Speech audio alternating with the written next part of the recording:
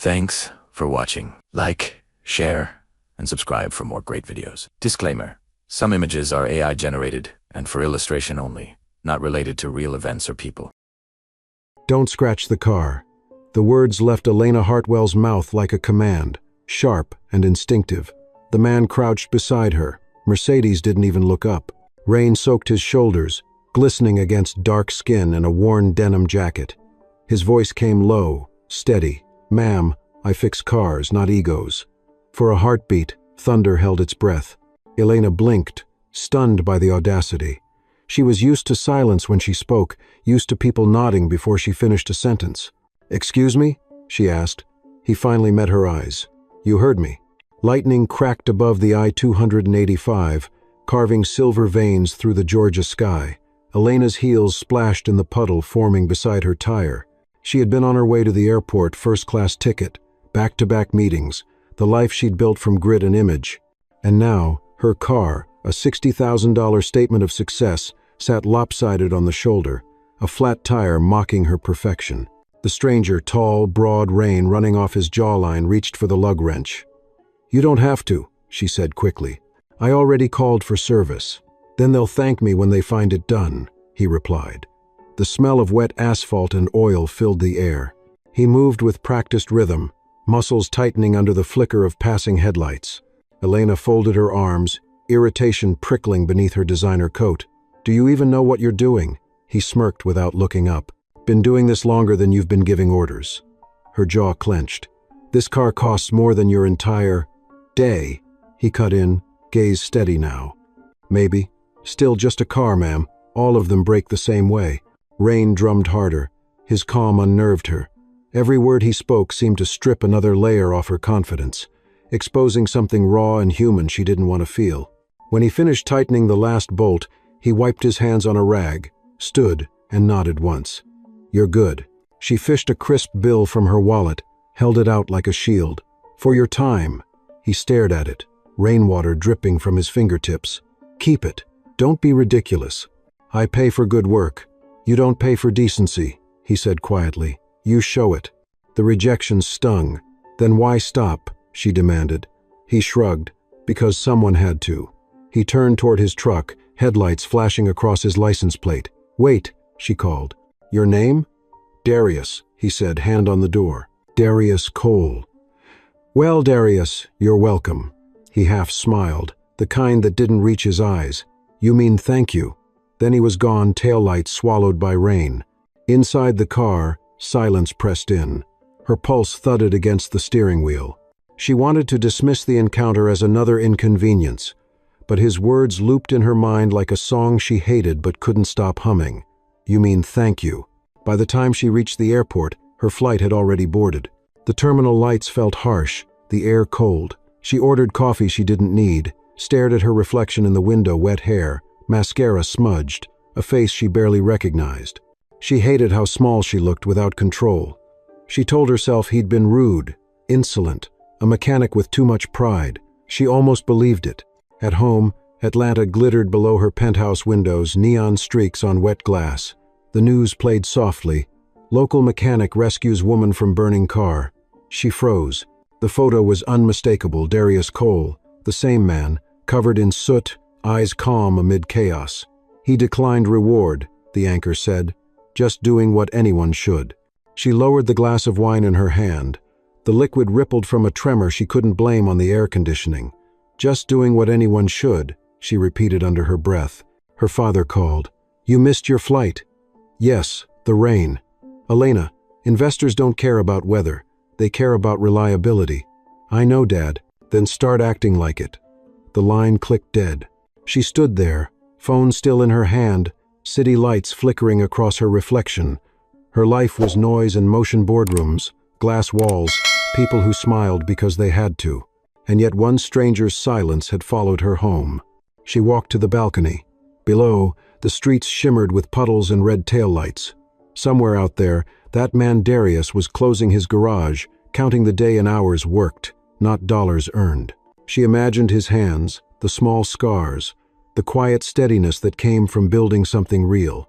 Elena touched her chest as if to steady her heartbeat. "He could have taken the money," she whispered. Then, almost against her will, another voice inside answered, softer. He didn't need to. For the first time that night, she felt something loosen. It wasn't gratitude exactly, not yet, but it was close. Maybe shame, maybe curiosity. She couldn't name it. She only knew that no meeting, no contract, had ever left her feeling this exposed. She turned off the lights, city glow spilling across the room. The hum of rain lingered like a whisper at the edge of her thoughts. Tomorrow, she decided, she would forget him. Forget the look in his eyes, the way he didn't flinch when she barked orders. Forget that for one fleeting moment, she'd envied someone who had nothing to prove. But as she lay in bed, thunder rolled again across the Atlanta skyline, low and distant like the echo of a conversation she wasn't finished having. The boardroom gleamed like a museum, all glass and chrome and filtered air. Elena Hartwell sat at the head of the oval table, the city sprawled behind her in a blur of sunlight and mirrored towers.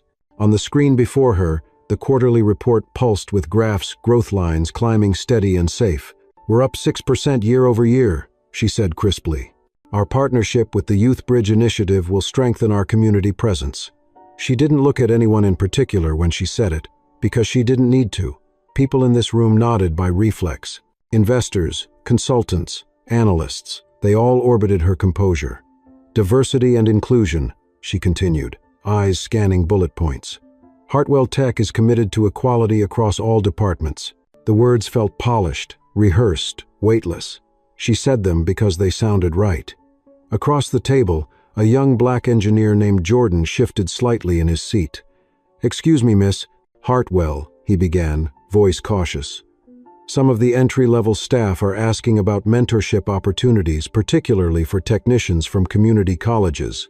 Many feel like they don't have the same experience," she interrupted, still smiling. "That's something they can build. We hire the best talent available." The silence that followed wasn't loud, but it was alive. Jordan's expression hardened, not out of anger but resignation. "Sometimes talent just needs a door open," he murmured. She didn't respond. Instead, she advanced the slide, her tone crisp. "Moving on." When the meeting ended, chairs scraped softly against the floor, and polite chatter filled the space. Jordan packed his laptop quietly, nodded at Rebecca, and left.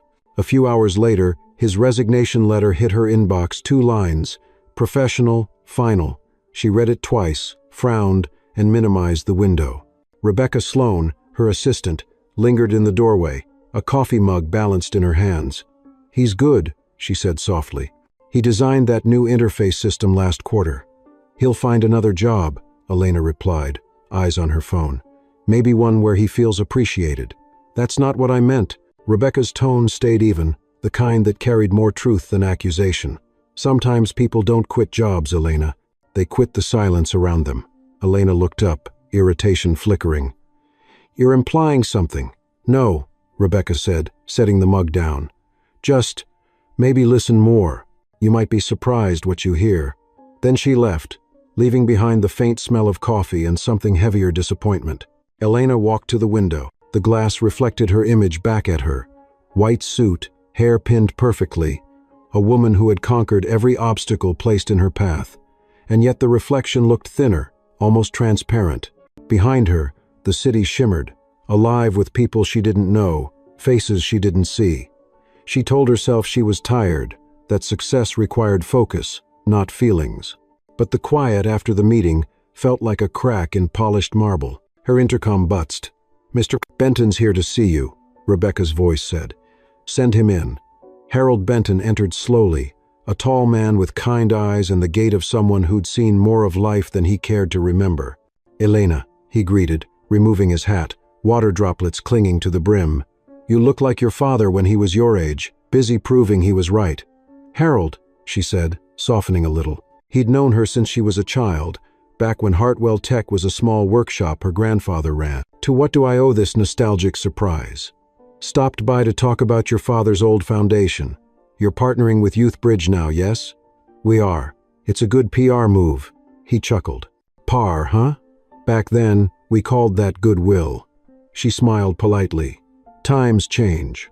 "People don't," he said, settling into the chair across from her. "They just forget what matters until something wakes them up." I'm not sure I follow. You will, he said. Sooner or later, we all hit a wall built from the things we ignore. His gaze lingered on her longer than comfort allowed. You look tired. I'm fine. Your father used to say that too. After he left, Elena stood by the glass again, arms folded. The city below seemed louder now. Horns, sirens, the pulse of a world she'd separated herself from. She thought of the man on the highway, Darius. The memory had softened, but not vanished. His words had carried something her father's generation had forgotten, dignity without title. It irritated her that she remembered his face so clearly, the steady gaze, the quiet refusal. He'd made her feel small, and she hated that, but she also envied it. He'd looked unbreakable. Her phone buzzed again. A social media post from Hartwell Tech's account, photos of her shaking hands at last week's charity gala. Comments flooded beneath. Inspiring leadership, true allyship, such grace. She scrolled, eyes skimming until one caught her breath. Funny how people talk about equality from glass towers. No name, no profile picture, just words that cut sharper than she expected. She clicked away, heart beating faster. The echo of Darius's voice returned. You don't pay for decency, you show it. That night, she dined alone in her penthouse. The city hummed through the windows, neon and sirens. She turned on the TV for company, flipping through channels until a headline froze her hand. Mechanic saves woman from burning car, refuses reward. The same story again, replayed with new footage. Darius standing near the wreck, soot streaking his cheeks, his voice calm. Did what anyone should. The reporter pressed. You risked your life. Why? Because if it were my son in that car, he said, I'd pray someone wouldn't hesitate. Elena set down her fork. Something twisted in her chest, quiet and persistent. She muted the sound, watching his face on the screen. There was no arrogance, no hunger for attention, just a simple truth she couldn't buy. Her father called again. The board wants you in New York next week. Investors are nervous about our charity expansions. They think you're spreading yourself thin. It's fine, Dad. It's under control. Be careful. The world doesn't reward idealists. It rewards finishers. I'm not an idealist. Then prove it, he said, and hung up. She poured another glass of wine, staring at the skyline. The glass walls reflected her like a double exposure, her face over the city, her ambition over something emptier. She wondered, not for the first time, when exactly she'd stopped feeling proud of what she'd built. Maybe pride had just become habit. Later, she stood on her balcony. The rain had returned, soft this time, a drizzle that kissed the rooftops. Somewhere below, someone honked, someone laughed. For once, she imagined what it would feel like to belong to that noise, to walk into a diner and not have anyone know her name, to be judged not by title but by tone. She caught herself and shook the thought away. Ridiculous. People like her didn't wonder about things like that. Still, as she turned off the lights, the question remained quiet, steady, unwelcome. In the darkness, her reflection on the window looked less like success and more like a stranger wearing it. And for the first time, Elena Hartwell wasn't entirely sure who that stranger was. The morning after the storm, Atlanta woke bright and clean, as if the rain had scrubbed away the night's grime but left Elena's mind cloudy. She sat in her office, scrolling through news headlines while sipping lukewarm coffee. Her assistant, Rebecca, tapped gently on the glass door. The investor's call is in 20 minutes, she said. Should I print the agenda? Yes, Elena murmured, eyes fixed on her laptop. A thumbnail photo had caught her attention, local hero saves family from blaze. The image was unmistakable. Darius Cole, his face half-shadowed by smoke and light, standing near a burned-out sedan. She clicked the story before she could stop herself. The article described how he'd pulled a mother and 2 children from the wreck moments before the tank exploded. He refused medical treatment and any monetary reward. I just did what anyone should do, the quote read again, simple and direct. The words struck her like a faint echo, stirring something she thought she'd buried on that rain-soaked highway. Rebecca glanced over her shoulder. That's him, isn't it? The mechanic from the news? Elena closed the tab too quickly. Just reading the local section. Rebecca smiled faintly. You've been reading the local section a lot lately. It's good PR research, Elena said, defensive. We're expanding community outreach. Knowing the city helps. Of course, Rebecca said. Her tone was kind, but her eyes said otherwise. When Rebecca left, Elena stared out the window. The city shimmered beneath a pale sky, cranes swinging lazily above half-finished buildings. She thought of Darius's face, calm, unassuming, resolute, and hated that she remembered it in such detail. That quiet self-assurance had unsettled her more than the storm itself. There was power in it, the kind that didn't need validation, the kind she'd never learned to wield. Her phone rang. "Elena, it's your father." His voice carried that familiar blend of command and judgment. "I saw the same news piece you did. The mechanic Cole, was it? Don't get any ideas." "Ideas? You like to turn headlines into charity projects. Leave this one alone. He's not our demographic. He's a human being, Dad, not a demographic. You're missing my point." "No," she said, surprising herself with the edge in her tone. "You're proving it." Silence hung for a moment before he sighed. "You're getting emotional. That's not leadership. Maybe leadership isn't supposed to be sterile. Careful, Elena. You sound like your mother." The call ended before she could reply. The day pressed on with meetings, numbers, charts, all the predictable noise of her world. But the image of Darius lingered like a stubborn watermark in her thoughts. That evening, as she packed up, a soft knock interrupted her. It was Harold Benton, his hat in one hand, his presence filling the room with quiet authority. "I saw the news," he said. "That was your Good Samaritan from the highway, wasn't it?" She hesitated, then nodded. "You were right," he said. "Sometimes the world sends us the same lesson twice, hoping we'll listen the second time. I don't need lessons, Harold. Everyone does," he said gently, "especially the ones who think they don't." He took a seat, setting his hat on his knee. "Your father used to talk about people like him, men who fix things nobody else bothers to notice. Engines, fences, souls. Said they remind him of what hard work used to mean. Dad doesn't believe that now." "No," Harold agreed. "He forgot. You might be on your way to remembering." After he left, she sat for a long time, tracing the condensation on her glass window with her finger. She didn't want to admit how his words landed. Remembering wasn't easy when you'd built your entire life on forgetting where you came from. 2 days later, the story resurfaced, this time on national news. The segment opened with a reporter standing in front of Cole's Auto Repair, the sign painted in simple block letters. Darius appeared briefly on screen, surrounded by neighborhood kids in grease-stained shirts. "He runs an apprenticeship program," the reporter said. "Teaches at-risk youth how to repair engines and, in his words, fix their own road before it breaks them." The camera panned across the shop, tool racks, worn benches, laughter. Something inside Elena shifted. That night, she found herself driving not to the airport, not to a client dinner, but toward the industrial district. The sky was dimming into amber dusk when she spotted the sign from the broadcast. She parked across the street, hands gripping the wheel. Through the open bay doors, she saw him working, same calm precision, same quiet focus. A boy handed him a wrench. He nodded, smiling. It wasn't the smile of a man aware of being watched or admired. It was the kind of smile that came from purpose. She almost stepped out of the car, then stopped. What would she even say? "Hi, I'm the woman who insulted you, and now I can't stop thinking about it?" Ridiculous. She started the engine but didn't drive away. Her gaze caught on the words painted beneath the shop name. "We fix what others leave behind." Rebecca called just then. "Elena, the board wants your speech draft for the charity gala." Elena hesitated, eyes still on the garage. "Tell them they'll have it tomorrow." "Everything okay?"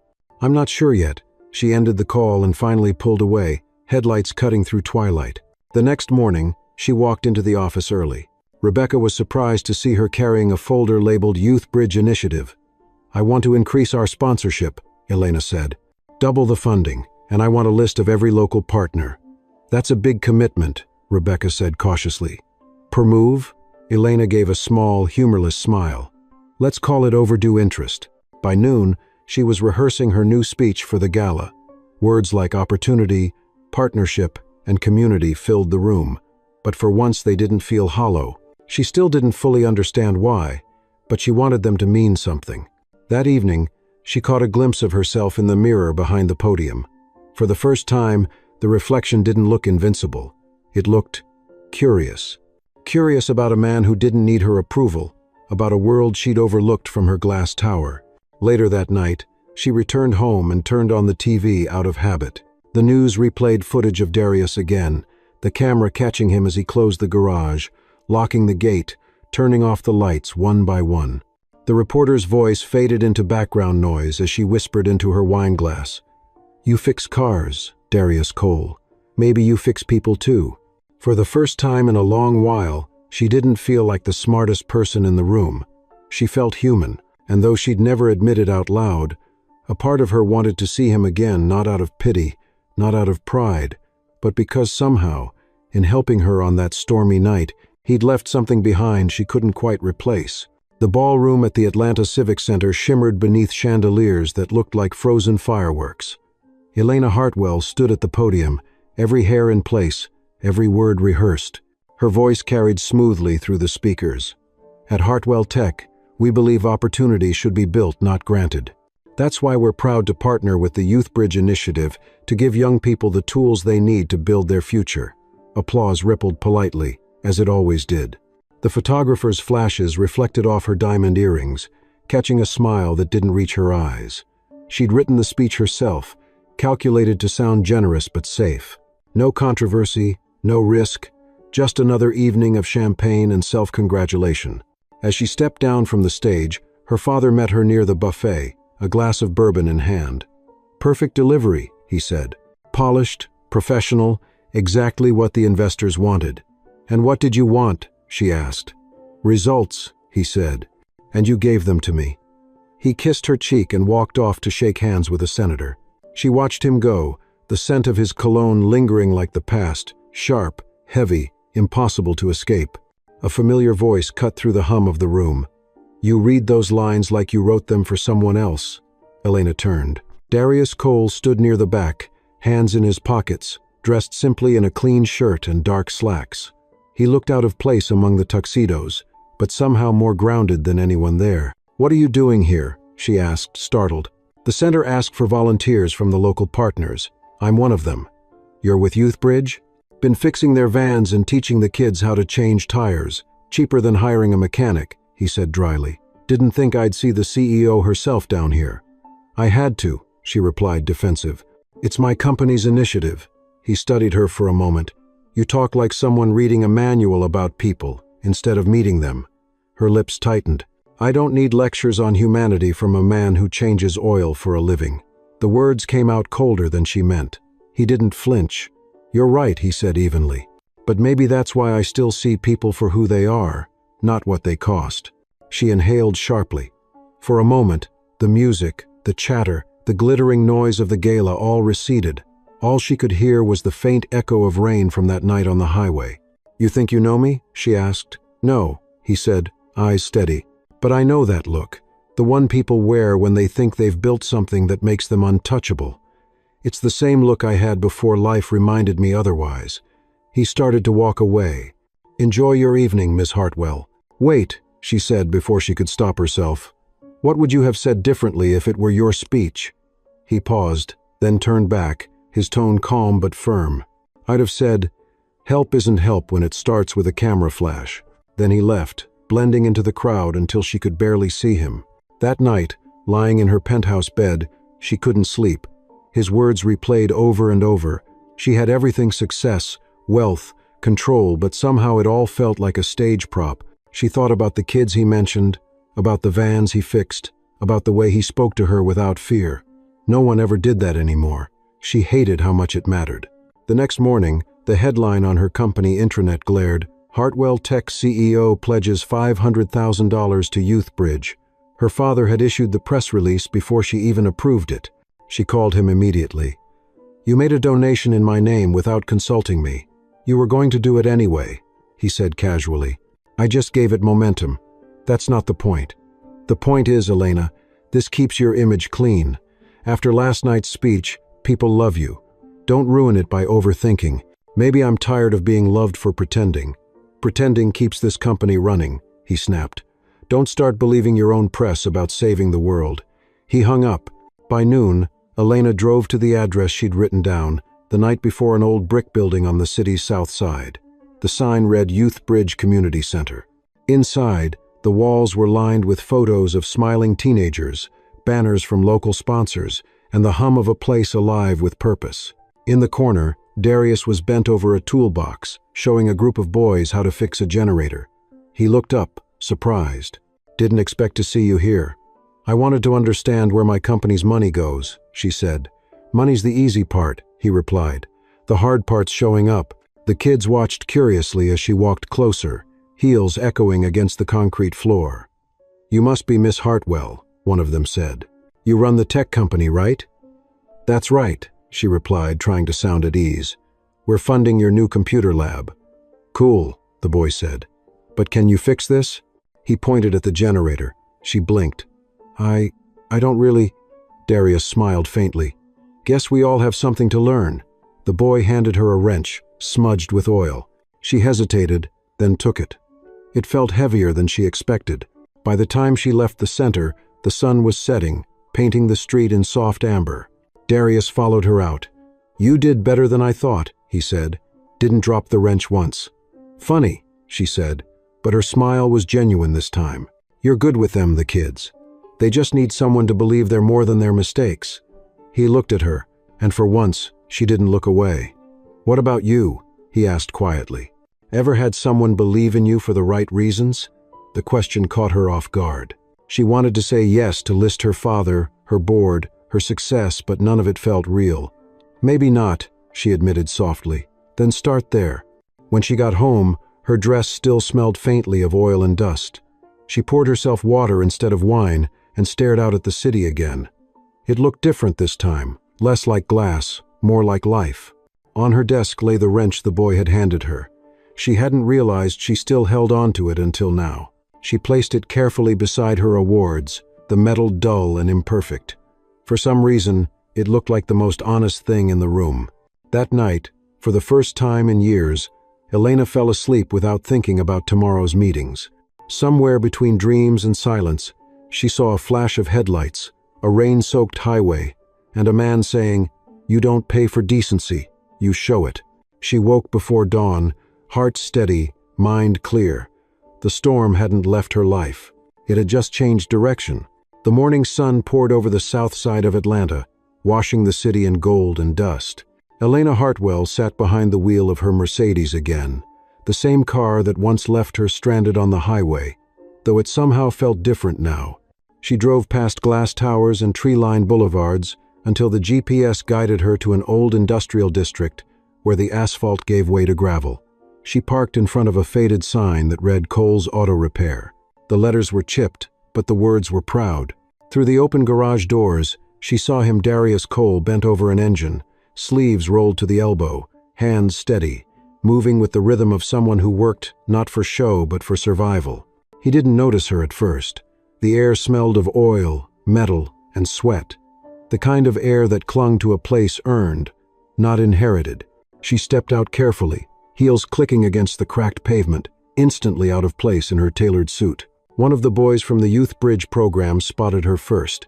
"Hey Dee, rich lady's back," he said with a grin. Darius looked up, wiped his hands on a rag, and met her gaze. "Miss Hartwell," he said simply, "didn't think you'd actually show up." "You invited me," she said. "Sort of. I said you should come see how we work. Didn't think you would. Consider me curious. Consider me busy," he said, turning back to the car. She walked closer, the soles of her shoes sticking slightly to the floor where oil had spilled. "So this is your empire?" "Just a shop," he said. "But it runs honest. Smells like gasoline and rust. Smells like survival," he corrected. She crossed her arms. "I guess survival has a scent." "Everything does," he said without looking up. "Yours smells like perfume and pressure." The boys nearby laughed softly until his glare quieted them. "I came here to talk about the program," she said. "The one my company's funding." "Then talk.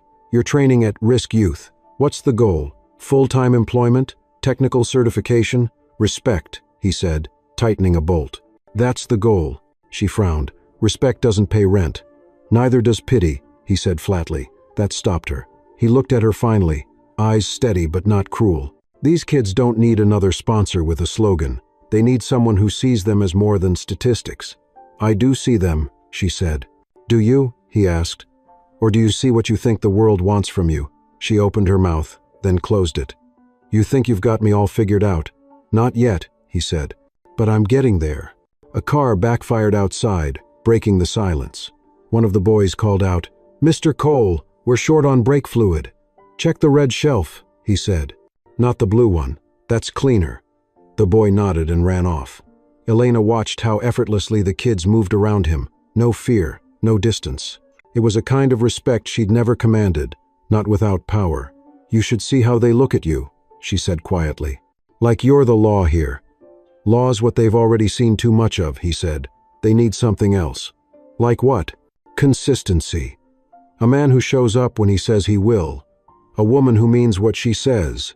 His tone softened slightly. You showing up today, that's a start. She shifted her purse nervously, unsure whether to take it as a compliment. If I'm being honest, she said, I thought this would feel different, cleaner. He chuckled. Yeah, most people expect charity work to come with white gloves. I didn't mean it like that. You did, he said, but his smile took the sting out of it. Don't worry, you're not the first. He turned back to the car. Hand me that wrench, he said, pointing to the table beside her. She hesitated before picking it up, wiping a small smear of grease on her sleeve.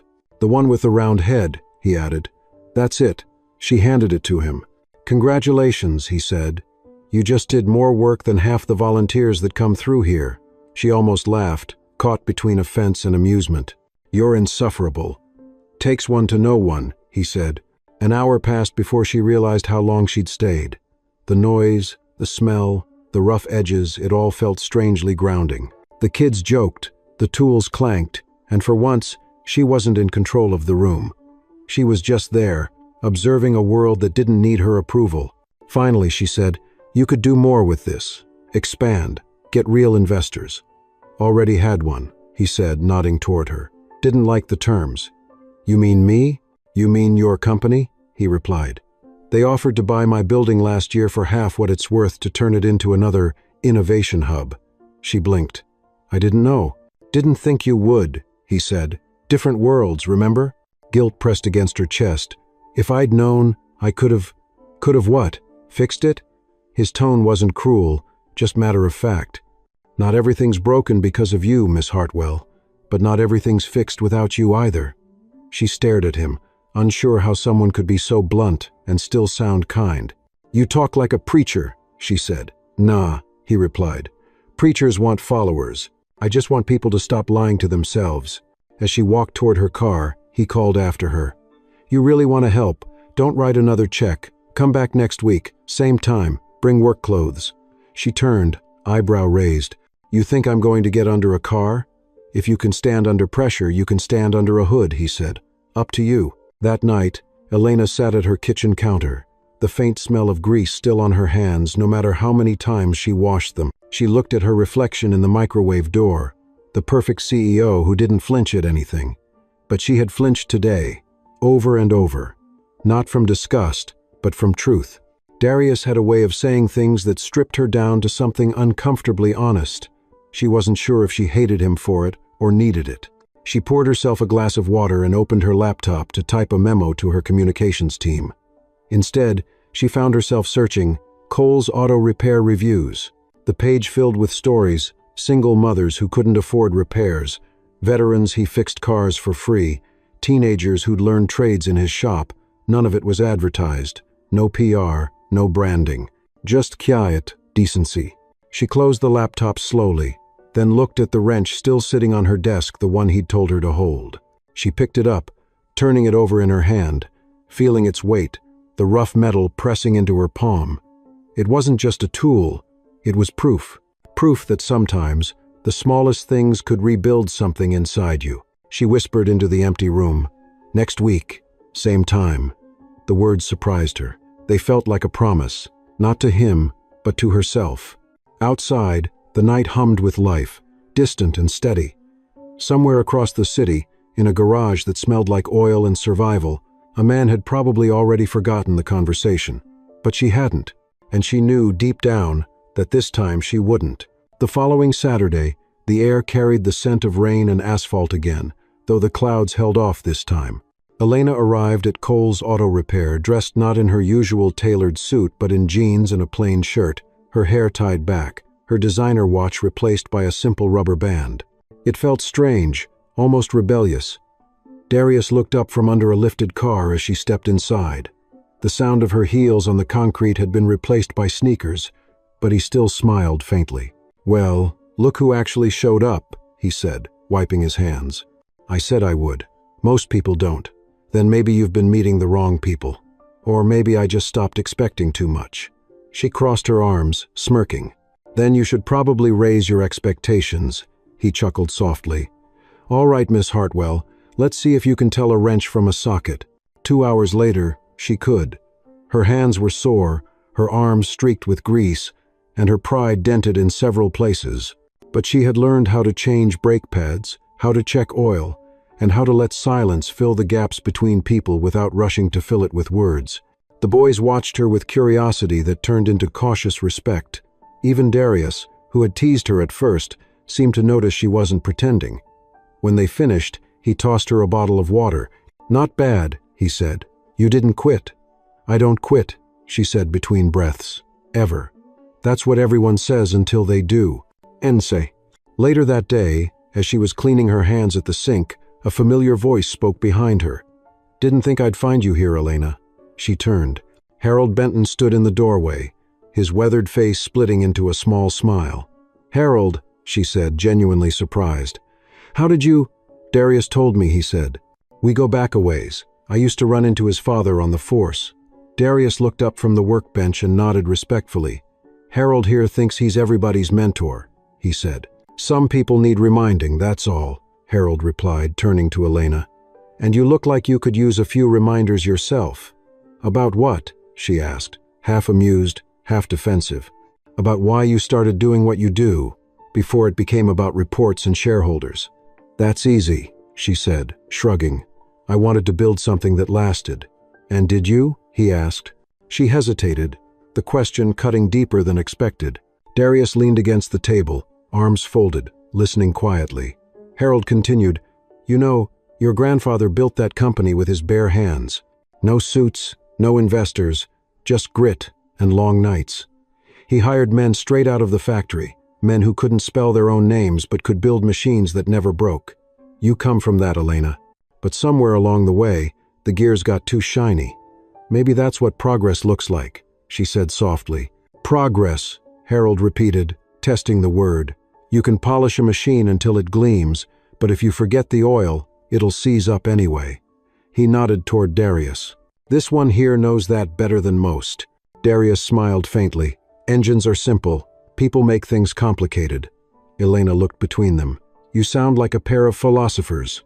"No," Harold said. "Just men who've watched good things rot because people stopped caring." He stepped closer, lowering his voice. "Listen, Elena, don't just visit this place. Don't just fund it. Understand it. The people down here don't need another benefactor, they need an ally." His tone softened, almost fatherly. "And allies get their hands dirty." Something in his words struck her. Maybe it was the way he said, "hands dirty," as if he saw right through the surface she'd spent years polishing. She nodded slightly. "I'll try." "Don't try," Harold said. "Show up. Keep showing up. That's what matters." "Hi." When he left, Darius walked her to her car. The late afternoon light painted the street in amber and dust. "You and Harold go way back," she said. "He's good people." "Saved my dad once," Darius said quietly. "Back when my old man was drinking too much. Brought him home, told him he still had time to make something right. Not many white cops did that for black men back then." Elena looked at him. "You respected him." "Still do," he said. "He treats everyone the same. That's rare." "Oh." She hesitated before speaking again.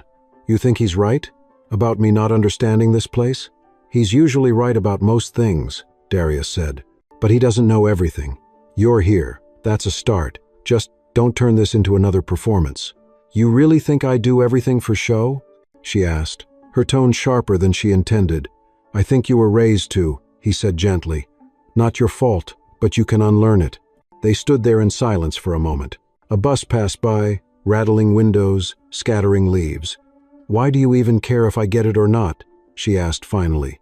Because if you do, he said, some of these kids might get another chance at life. And maybe the next rich person who walks in here won't look at them like they're a charity case. Her throat tightened, though she wasn't sure why. You think I can change that?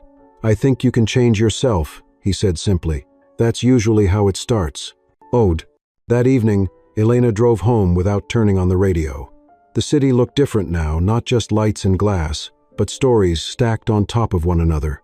Quiet lives she'd never noticed. When she reached her building, Rebecca was waiting near the elevator, holding a stack of folders. Long day? Rebecca asked. You have no idea, Elena said. How's the project coming along? The board wants updates. They're worried this community thing is drifting from the company's focus. Let them worry, Elena said, stepping into the elevator. We'll give them results when there are results. Rebecca followed, watching her carefully. You seem different lately. Maybe I'm remembering where I came from. And where's that? Somewhere between here and there, she said with a faint smile. But closer to there than I thought. That night, Elena poured herself tea instead of wine. On the counter beside her cup lay an old photograph. Harold had once given her years ago a picture of her grandfather in a workshop, sleeves rolled up, grease on his hands, grin wide and proud.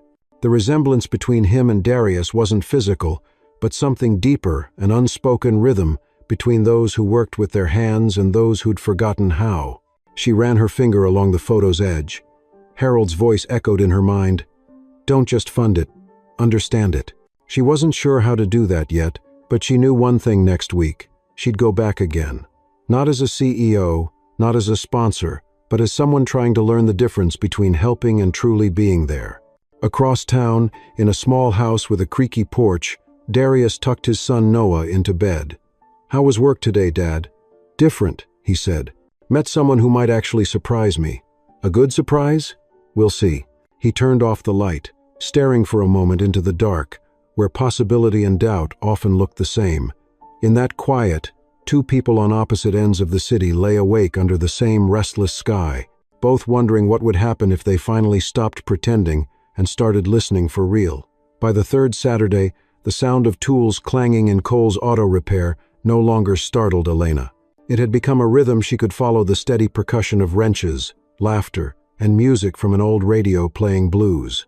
She arrived early this time, carrying 2 boxes of fresh sandwiches and bottled water for the kids. When she walked in, Malik, the teenage apprentice who had once burned his hand on the generator, raised an eyebrow. "You're back?" he asked, smirking. "Didn't think fancy people liked grease that much. Guess I'm full of surprises," she said, setting the boxes on the counter. "What's this?" "Lunch. Don't make it weird." "Free food's never weird," Malik said, grinning as the others gathered around. Darius looked up from under a car, watching her. "You're early," he said. "Couldn't sleep," she replied. "Figured I'd make myself useful." "You might regret saying that," he said, handing her a pair of gloves. "We've got a full day." By mid-morning, Elena was kneeling beside Malik, learning how to flush an engine's coolant system. He was quick, impatient, but sharp. "So, you used to run a company or something?" he asked casually. "Still do," she said.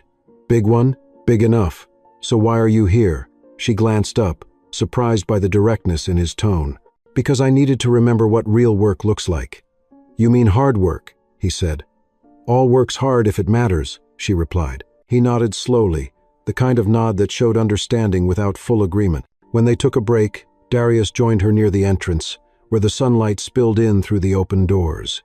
He leaned against the wall, sipping from a bottle of water. "You're getting good," he said. "I didn't spill anything today," she said proudly. "That's progress." "Progress," he echoed with a small smile. "Careful, that word gets expensive in your circles." "Maybe it should," she said, looking out at the street where cars hummed by. "Maybe people would value it more." He studied her quietly, sensing something shifting beneath her polished exterior. She wasn't the same woman he'd met on the highway, the one who barked orders through the rain. This version of her had softer edges, and yet more weight. Inside, Malik and 2 other boys began arguing over which wrench to use. The noise rose until Elena turned around. "All right," she said, walking toward them. "What's going on?" "He keeps grabbing the wrong size," Malik said. And you keep yelling instead of helping, she replied. Try explaining, not shouting. You sound like Mr. Cole, one of them muttered. Then maybe he's right, she said, surprising even herself. The boys laughed but followed her lead. Within minutes, the tension faded, replaced by the hum of work again. Later, as she wiped her hands, Darius passed by. You handled that pretty well, he said. You think I haven't managed worse than teenage mechanics? Corporate boardrooms don't count, he teased. Those kids have sharper tongues than any CEO I've met, she said, smiling. Maybe that's why I like it here. They don't fake anything. He nodded, eyes thoughtful. That's what honesty looks like when it hasn't been bought yet. Around noon, the group gathered outside to eat. The sandwiches disappeared fast. Malik sat across from Elena, chewing noisily. So, Miss Hartwell, he said through a mouthful, you ever fix a car by yourself? Not yet, she said, but I'm learning. You talk like you actually want to get dirty, he said, smirking. I think I already did. The boys laughed again, but the warmth in their laughter wasn't mocking this time, it was belonging. When lunch ended, Darius returned to a workbench, organizing parts. You know, he said quietly, they'll remember this day. Why? She asked. Because someone like you showed up. Most people talk about helping kids like them. You're the first one who actually came back. You make it sound like I deserve a medal. No, he said. You deserve a truth. Most of the people who walk in here come to feel better about themselves. You came to learn. That's rarer than money. His voice had no flattery in it, only sincerity. It hit her harder than any compliment could. As the afternoon stretched on, a sudden shout broke the calm. Malik yelped as a small flame sparked near the generator. Instinct took over. Elena grabbed the nearest fire extinguisher and sprayed until the smoke cleared. The boys coughed, but were safe. You okay? She asked, kneeling beside Malik. I'm fine, he said, shaken but unharmed. Next time, Darius said, walking over, turn the power off before refilling the tank. He crouched beside Elena, their shoulders brushing as he inspected the machine. You did good, he murmured. Quick thinking. Guess I learned from the best, she said quietly. He looked at her, eyes catching hers longer than either intended. For a brief second, the world outside the hum of cars, the smell of smoke faded into something suspended, something almost fragile. When the tension broke, Darius stood, clapping his hands. All right, everyone take 5. Malik, go wash up. The boy nodded and left, glancing back at Elena with a sheepish grin. She exhaled slowly, the adrenaline still in her veins. That could have gone bad, she said. It didn't, he replied, because you were here. The words lingered between them, simple but charged. Later that day, as the sun dipped low and the garage doors closed, Darius handed her something small, a folded piece of paper. What's this? She asked. Something Noah drew, he said. She unfolded it. It was a crayon sketch of a car, her Mercedes with a bright yellow sun overhead, and the words, "Thank you for helping Dad." Her throat tightened. He didn't have to do this. He wanted to, Darius said. He thinks you're brave. Brave? She said softly. I'm not. Neither am I, he said, but maybe we're trying. That night, Elena drove home with the drawing on her passenger seat. The city lights blurred through her windshield like streaks of memory. For the first time in years, she didn't feel detached from the world rushing past her. She felt connected to the smell of oil on her clothes, to the sound of laughter in that small garage, to the boy who trusted her enough to make her part of his story. When she reached her apartment, she placed the drawing on her nightstand beside her grandfather's photo. 2 generations apart, 2 different kinds of work, but maybe the same kind of purpose. She stared at the sketch for a long time, the words standing out in the glow of the bedside lamp. Thank you for helping Dad. She whispered to herself, maybe he helped me first. The thought surprised her, but it fit. It was true.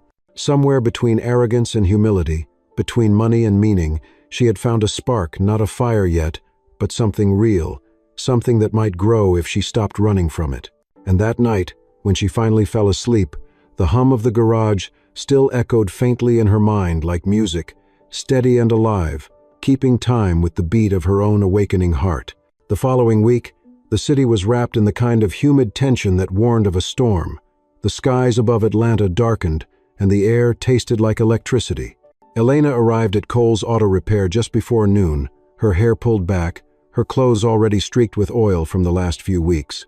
She was different now, still polished in poise, but softened by effort. The kids greeted her with nods and grins instead of cautious glances. "Miss H," Malik called. "We saved you the good gloves." "Oh, really?" she said. "What makes them good?" "They're not ripped," he said proudly. "High standards," she replied, slipping them on. Darius appeared from the back, phone pressed to his ear. His voice was low, tense. When he hung up, she noticed the tightness around his jaw. "Everything okay?" she asked. "City inspector's coming," he said. "They're saying we might not be up to code." "That's ridiculous. This place runs better than half the corporate garages in Midtown." "Doesn't matter," he said. "They've been looking for an excuse since the zoning changes. My landlord's been itching to sell this property. Can't you fight it?" "You don't fight the city when you're me, Elena. You survive it." The words cut deeper than she expected. "Then let me help," she said. "I can make some calls." "No." His tone was sharp, more defensive than angry. "This isn't a problem you fix with calls. They'll just think I have someone pulling strings for me, makes me a target." "I'm not trying to—" "I know," he interrupted, softer now. "But people like me don't get the same grace people like you do." That silence that followed wasn't awkward this time. It was heavy, honest. She wanted to argue, to say the world wasn't that cruel anymore, but they both knew better. Hours passed as they worked side by side, fixing engines under flickering fluorescent lights. Rain began to tap against the roof, light at first, then heavier. When the thunder rolled, Darius looked up. "Déjà vu," he said. "Last time it stormed, you and I met on a dark road." "And I nearly ruined your night," she said. "You improved it, actually." She looked at him surprised. "How?" "You reminded me that people can change, even when they don't mean to." The storm outside built quickly. By late afternoon, the rain was hammering the metal roof so loudly they had to shout to be heard. One of the kids, Jamal, ran inside, breathless. "Mr. Cole, the power lines outside, one of them fell." Darius dropped his wrench immediately and ran out with the boy. Elena followed without thinking. The street outside was chaos, rain slashing sideways, wind tearing through signs. A live wire sparked against the wet asphalt, hissing like a snake. Darius shouted for the boys to stay back, then grabbed a long wooden broom handle to push it away. "Don't," Elena yelled. "That's too close." "It's fine," he said, straining against the wind. "It's not fine," she said, stepping forward despite his glare. "If you touch that, you could—" A crack of lightning drowned her words. In that split second, the wire flared, sending sparks like fireflies through the rain. Darius stumbled back, boots sliding. Without hesitation, Elena grabbed his arm, pulling him clear. They both fell hard into the muddy street. For a moment, neither spoke. The rain drenched them, thunder rolling above like an ancient drum. "You're insane," she gasped. "Takes one to know one," he said, coughing out a laugh. They looked at each other, then soaked, exhausted, alive. The tension that had hovered between them for weeks shifted into something wordless but undeniable. Back inside, the power flickered and died. The shop fell into dim gray light. The kids huddled near the back, whispering nervously. Darius lit an old oil lamp. Its glow painted the walls in amber tones, softening the edges of the storm. Elena watched him move through the space, calm, steady, protective. "You do this every day?" she asked quietly. "What, survive storms?" "No," she said. "Carry everyone else through them," he shrugged. "Somebody has to." And, when the worst of it passed, the kids went home one by one, leaving only the two of them in the quiet aftermath. The rain had slowed to a whisper. Elena sat on the edge of the workbench, watching him repair the lamp's wick. "You really think they'll shut this place down?" "Wouldn't be the first time they tried," he said. "Places like this, they don't fit in the city's shiny version of progress. They'd rather turn it into condos. And you'll just let them? What choice do I have?" "You could fight," she said, her voice low but fierce. "You could tell your story. Make people see what this place means. You think the city wants to hear from a black mechanic with calloused hands?" "No," she said, "but they'll listen to me." He looked at her then, really looked at her, and for the first time, didn't seem to know what to say. The flicker of the lamp caught in his eyes, and she saw something there: reluctance, pride, and the faintest glimmer of hope. "You'd do that?" he asked finally. "Yes," she said. "Not as charity, as justice." He leaned back, studying her. "You talk like someone who's just realized words can mean something." "Maybe I have."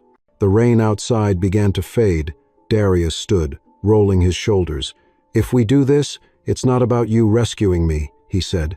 "It's about you standing next to me." "Then I'll stand there," she said.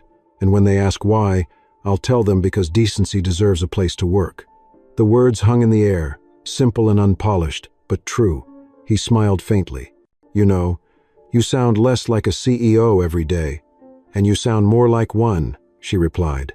They stood there for a long time, listening to the rain taper off, the smell of oil and ozone mixing with the faint sweetness of wet earth. It felt like the city itself was holding its breath, waiting for what came next. Later, as she drove home, the storm clouds began to break apart, revealing streaks of blue. Her hands still trembled slightly from adrenaline, but her mind was clear. She thought of the kids, of Malik's quick smile, of Darius's steady hands, and of the way he'd said, "Stand next to me." It wasn't romance, not yet. It was something rarer, trust, built one small act at a time, like tightening a bolt until it holds the weight of everything around it. When she reached her apartment, she stood at the window watching lightning flicker far off on the horizon. She whispered into the quiet, "You don't fight the city when you're me, Darius, but you survive it." And then, almost smiling, she added, "Unless you're us." Across town, Darius locked up the garage, the faint hum of generators filling the air again. He looked out at the wet street, remembering the moment she pulled him clear of the wire. For a man who'd learned to trust only what he could fix with his hands, she had become the one thing he couldn't, something unpredictable, uncontainable, and somehow exactly what he needed to believe the world might still change. By the time the sky cleared, Atlanta had that strange brightness storms always left behind, as if the world had been rinsed and forgotten for a moment. Elena's week was already spiraling when Monday hit. Her office buzzed with the rhythm of urgency, calls, meetings, projections, but her mind stayed in that garage, in the amber light where she and Darius had made a promise she couldn't stop replaying. Her assistant, Rebecca, walked in holding a newspaper. "You've seen this?" she asked. Elena took it.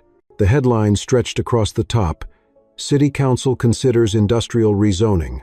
Coles Auto at risk." A photo of the garage sat beneath it, drenched in shadow. "They moved fast," Rebecca said. "The vote's next week. Who's behind it?" "Same development group your father's firm just signed with." Elena's chest tightened. "My father?" "Yes, ma'am. Hartwell Development's backing the rezoning. They want to turn the south side into commercial property." For a long moment, Elena didn't speak. Her mind ran cold, calculating. It wasn't just politics, it was personal. That evening, she drove straight to her father's estate, where the lights glowed like gold coins against the dusk. He was in his study, drink in hand, reviewing architectural plans. "You're late," he said without looking up. "I wasn't aware we had an appointment." "You're bulldozing Cole's shop," she said. He finally looked up, eyebrows arched. "Ah, the mechanic. I thought you were finished with your little community project."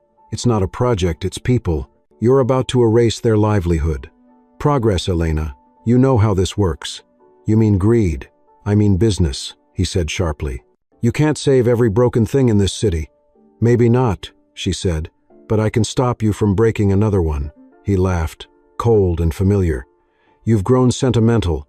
That's dangerous in our world." "Maybe your world needs danger," she said quietly. "Maybe it's time someone stood up to you. Be careful," he warned. "You're still part of this family, and that means your reputation is tied to mine." "Not anymore," she said, turning toward the door. "I'm tired of carrying your legacy when it's built on taking from people who have nothing.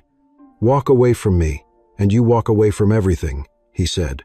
She paused only long enough to answer, "Then maybe everything was never mine." When she left, the air outside felt lighter, even as her pulse raced. She called Darius immediately. "We need to talk," she said. His voice on the other end was calm, cautious. "Something wrong?" "Worse. It's personal."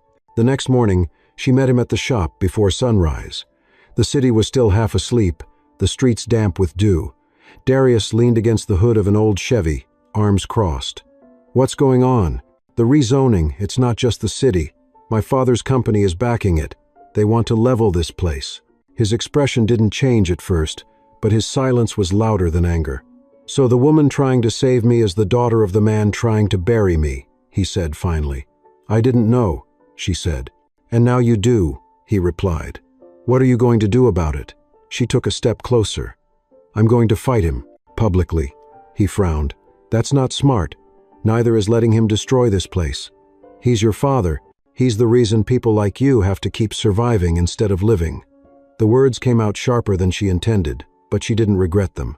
He turned away, pacing once, then twice. "You don't get it," he said. "If you go against him, you'll lose everything. Your position, your money. Then maybe it's time I see what life looks like without all that."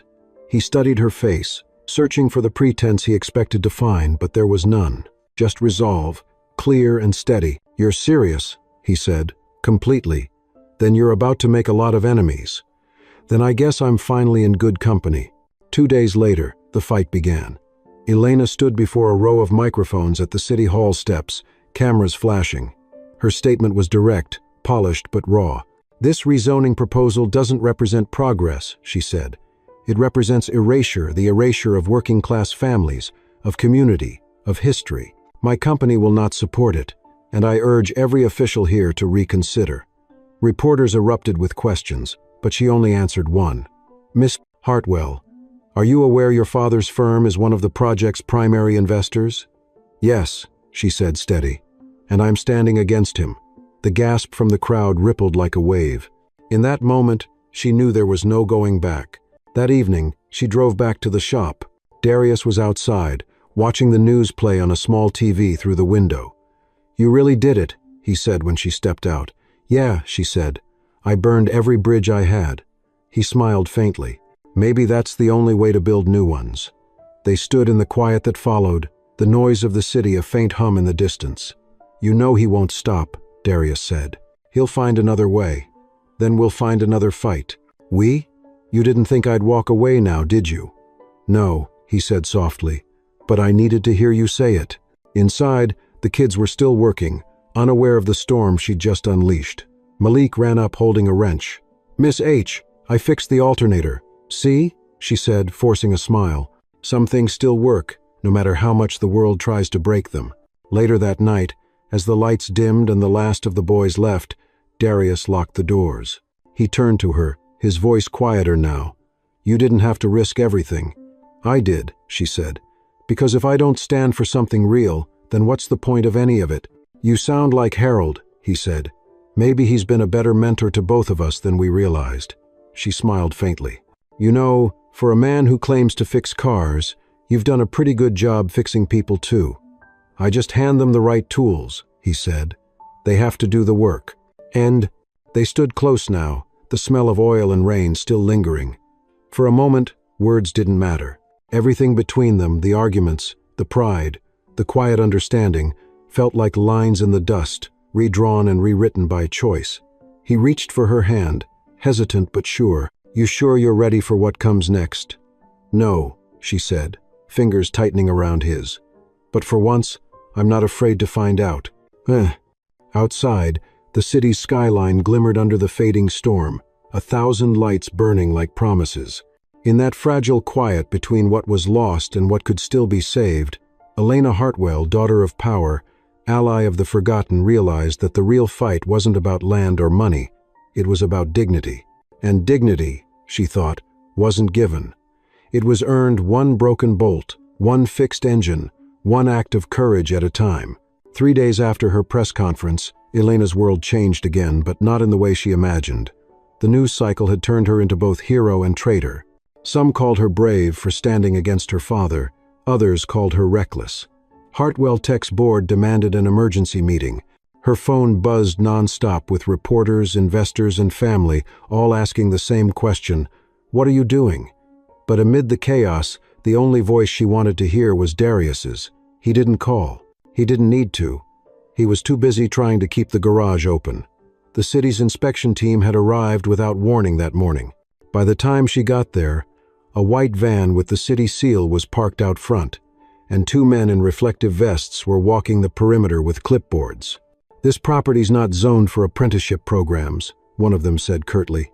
Too many occupants, too many safety violations. We've passed every inspection for 5 years, Darius said.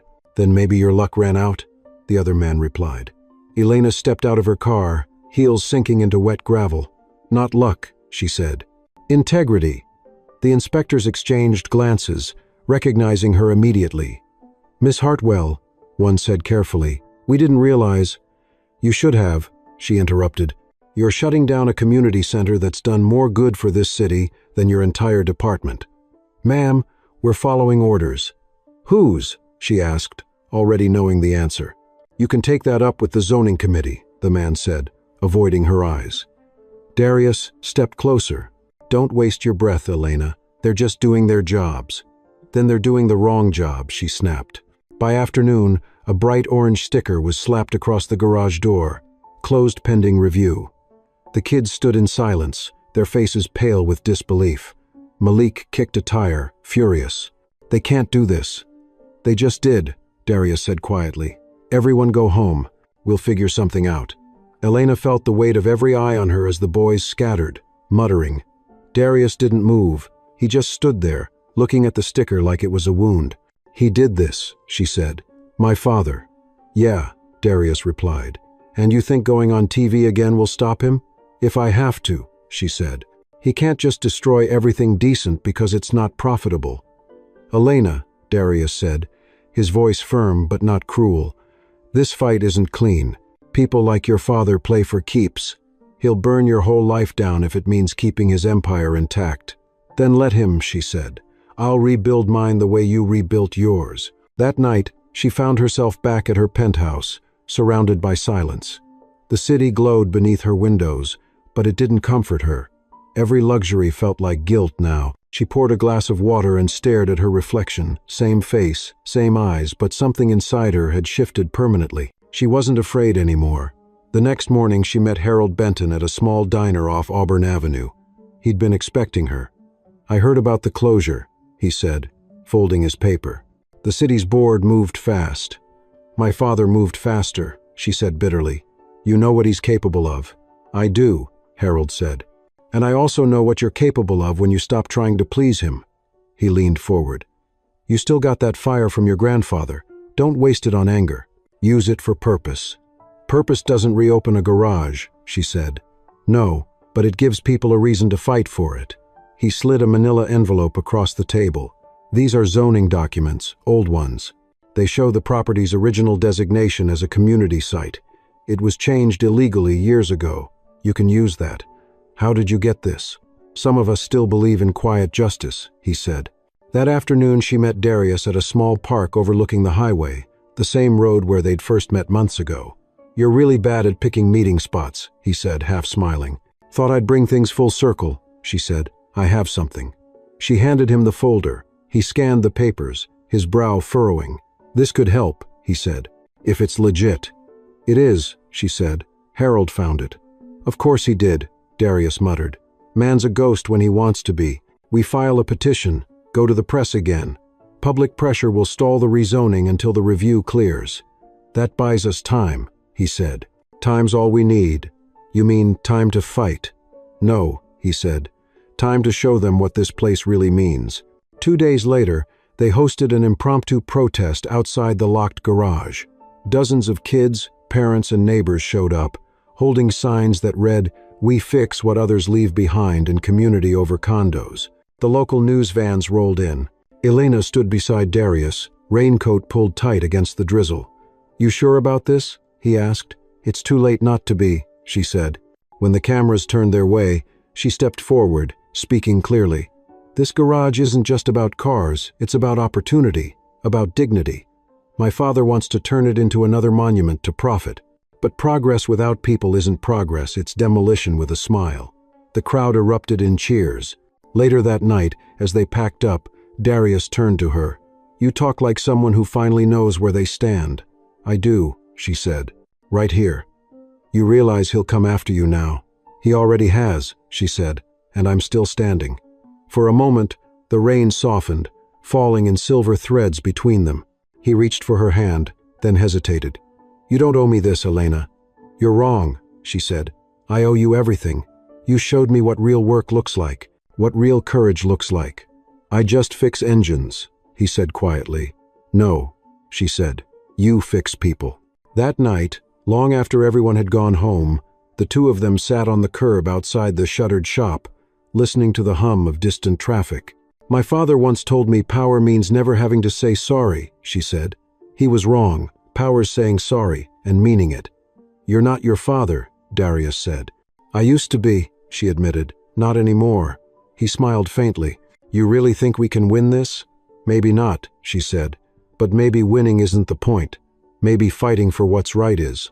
The next morning, she woke to headlines that spread across every major network.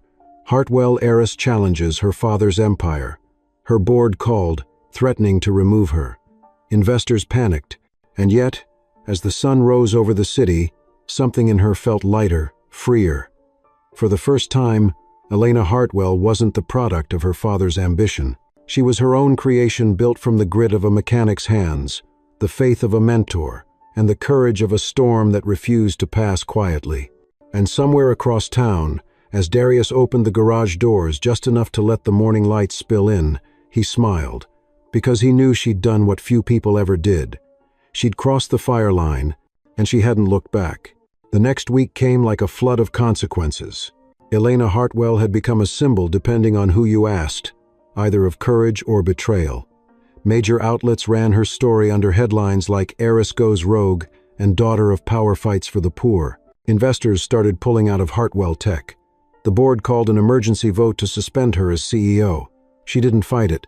She didn't even show up to the meeting. Instead, she stood outside the courthouse steps, her blazer replaced by a plain denim jacket, her statement already written and rehearsed. If the price of standing for decency is losing everything I built, she said, facing a sea of cameras, then maybe what I built wasn't worth keeping.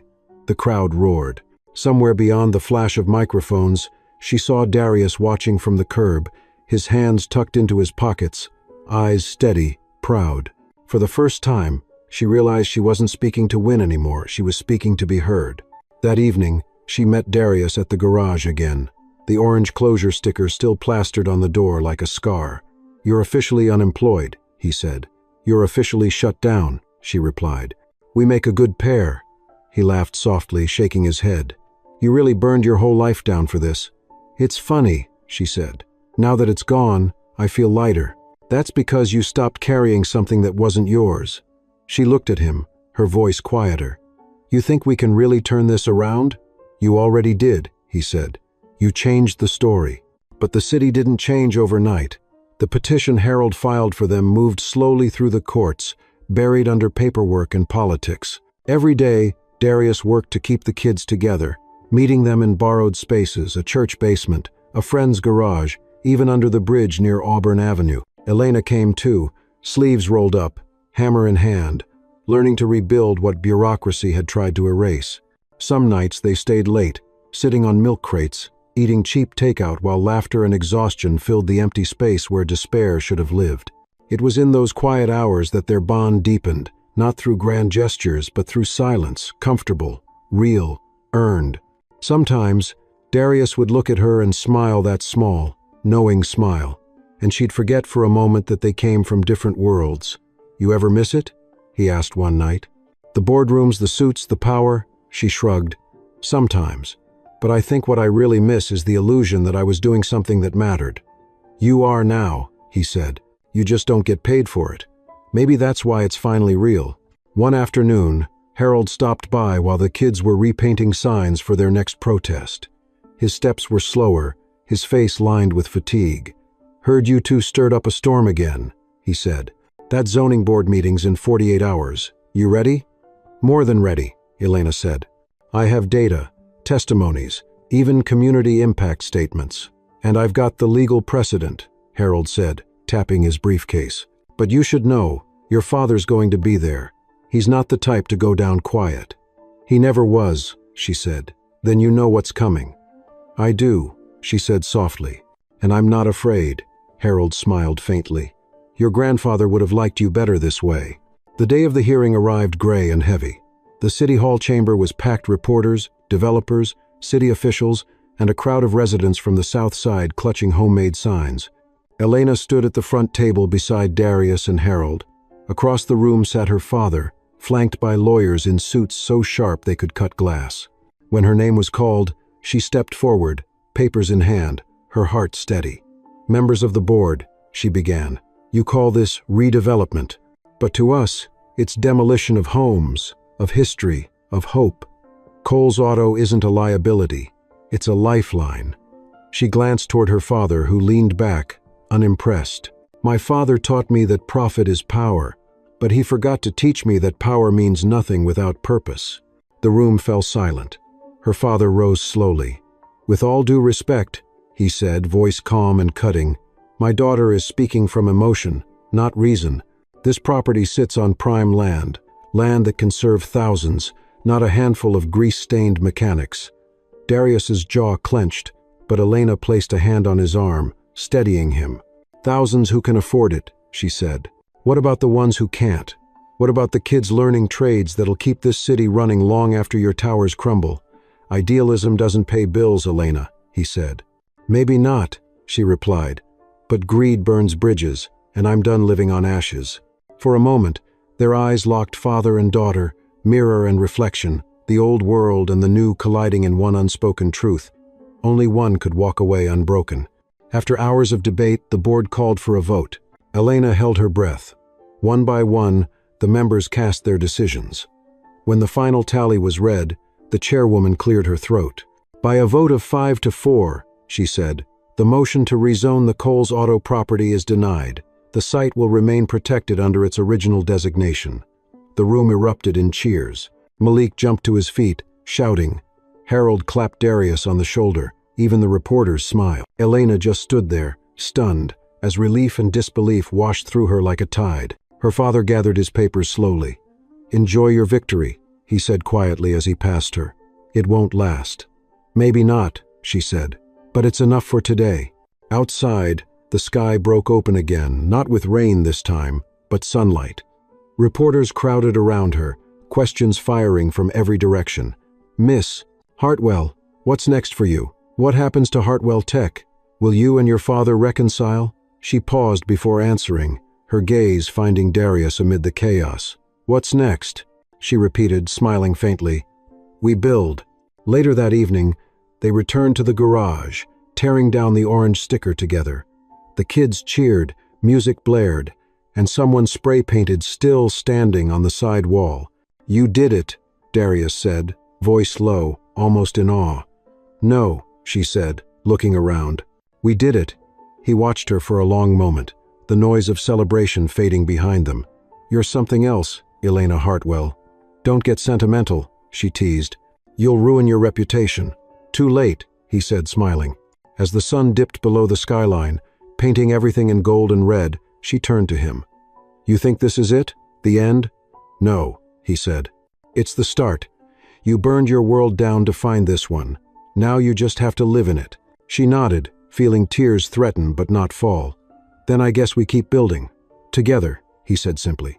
And in that quiet, surrounded by the smell of oil and paint and victory, Elena realized that some things were worth losing everything for, not because they made you powerful, but because they made you whole. The city moved on, as cities always do. But for Elena and Darius, time slowed in the weeks that followed. The garage reopened quietly, without the fanfare or flashing lights the news had promised. The orange sticker was gone, replaced by a hand-painted sign made by the kids, "We build what lasts." It wasn't fancy, but it was theirs. The first morning back, the air smelled of fresh paint, gasoline, and coffee someone had burned. The laughter returned too, Malik arguing about music, Jamal pretending to be a foreman, Darius giving orders with that calm patience that anchored everyone around him. Elena watched from the doorway, sleeves rolled up, grease on her hands, a faint smile tugging at her lips. She still caught herself reaching for her phone sometimes, expecting meetings or calls that would never come.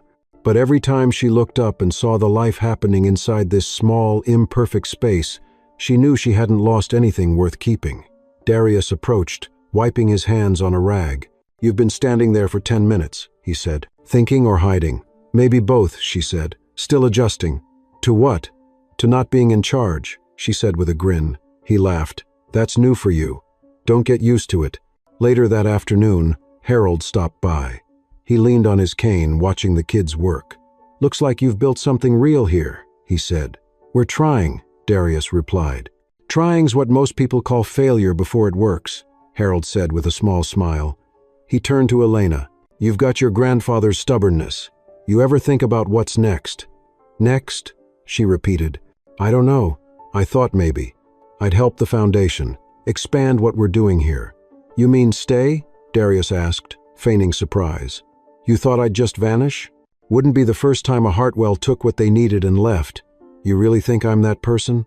I used to, he admitted. Not anymore. That night, the city skyline glowed beyond the horizon, and the garage was alive with music. The kids had brought in a small speaker, blasting blues and soul as they worked late into the evening. Elena sat on the hood of a half-repaired truck, watching Darius move through the light and shadow. Every gesture, every word carried that quiet certainty she had once mistaken for arrogance. It wasn't arrogance, it was peace, the kind that came from knowing exactly who you are. And somewhere between the laughter and the hum of engines, she realized she wasn't afraid of silence anymore. When the last of the kids left, Darius handed her a mug of coffee. To surviving the storm, he said. Which one? She teased. All of them. She took a sip. The taste was too bitter, but she smiled anyway. You ever think about what happens now? Now, he said, we keep showing up. You make it sound so simple. It is. Complicated's just what people say when they're scared to do the right thing. The following week, a letter arrived, official stationery, gold embossed with the Hartwell crest. It was from her father. She stared at it for nearly an hour before opening it. The letter was short, almost cold. You won this one, but you've cost this family more than you understand. I hope, in time, you realize that some bridges aren't meant to be rebuilt. She read it twice, then folded it neatly and slipped it into her pocket. Darius found her later, staring at the wall. Bad news? He asked. Just truth, she said. The kind that stings but doesn't surprise you. You okay? Yeah, she said. Actually, yeah. She looked around the garage. This place is louder than silence. That's the idea, he said. A few days later, they hosted an open house. Parents came, neighbors came, even local reporters this time, not for scandal but celebration. The kids showed off their projects, rebuilt engines gleaming under the afternoon Sunday. Malik gave tours like a proud salesman. This is the lift Miss H fixed, he announced. And that's the car we got running again. Took us 3 days, but she didn't quit. Elena laughed. He's exaggerating, she said. It was 2.5. The crowd chuckled, and for a moment, it felt like the world had tilted back into balance. When the event ended, Darius found her sitting on the curb again, the same spot they'd shared after the protest. You know, for someone who said she didn't like grease, you've got a permanent stain on your jeans, he said. Battle scars, she said. I earned them. You planning on keeping them? Absolutely. He sat beside her, their shoulders brushing lightly. I've been thinking, he said. Dangerous habit. Probably. But I was wondering, what if we made this official? Made what official? The apprenticeship program. Partner with local schools. Bring in more kids. Make it bigger than this shop. You'd want me to help? No, he said. I'd need you to. She turned to him, half smiling. You're serious. Dead serious. Then we'll do it, she said. Together.